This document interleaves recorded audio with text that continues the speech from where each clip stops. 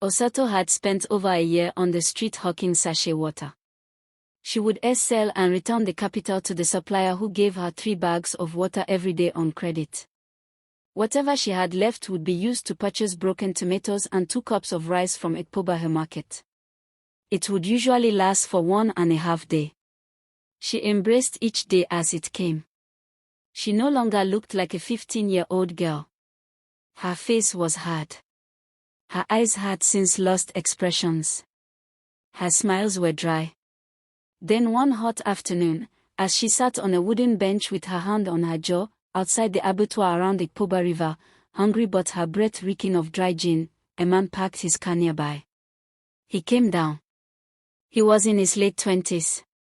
Not rich, but clean. His eyes were soft. He asked, "Sister, are you okay?" She didn't answer. He brought bread and water and sat near her. He said, "My name is Wisdom. I run a youth shelter nearby. You can come. Just to bathe and eat. No one will force you." Osato was tired. Not just tired in her body, tired in her soul. So she followed him. That day, for the first time in years, she had a warm bath. She wore clean clothes. She slept on a mattress without bed bugs. At the shelter, no one shouted. No one raised hands to fight.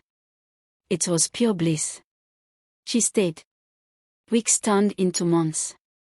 The craving for dry gin began to fizzle out. Her face started to glow again.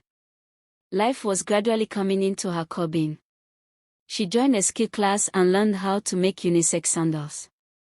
Wisdom didn't rush her. He never judged her. He always said, "Your past doesn't define you."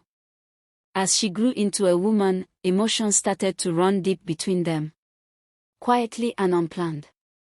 Like they say, love comes when you're not making plans for it. 3 years later, he asked, "Can we begin to count our forever together from this moment?" With hot tears that refused dropping down her cheek, Osato stuttered a bit and said yes.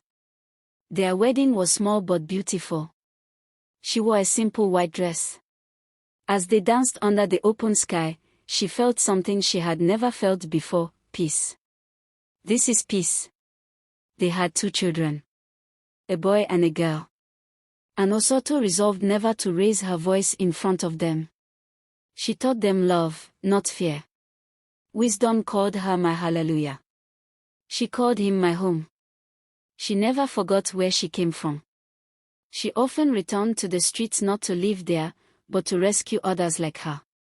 Girls hiding pain behind silence. She told them, "You can rise again." And her parents. They grew old. Still fighting. Still shouting. Neighbors knew them as Fuji House of Commotion. Even their gray hair couldn't cool their tongues. Osato visited them once. Just once. Her mother looked shocked to see her. She paused and put her 2 hands on her head. She exclaimed, "Yokoko." Her father looked with dim eyes that harbor no regrets, then he retrieved his gaze and moved on. She forgave them not because they said sorry, but because she was tired of dragging the weight of her past. She left their house and never returned. She had found her peace. She had found her home. And most importantly, she had found herself.